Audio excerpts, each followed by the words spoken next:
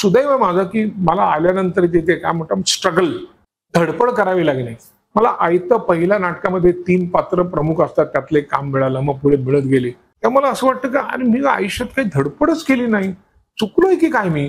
कारण मी कसा अर्धपोटी राहिलो, अमुक राहिलो, अपमान फप्मान सगळं सगळं. मी घरात एकूण ऐकतो, शिवाजी पार्कवर नाटकाची बस सुटायच्या, मी मोगोल्लीन मरायचो, चालत परेकडे जायचो. मला कधी कधी वाईट वाटायचं, अरे मला सगळं असं मिळतंय आणि अमुक. तर गिरीश ओकामचा मी त्याच्यावर 6 नाटकं केलं, 6वं नाटक आहे त्याकडे. केवढं त्यांनी सहन केलंय.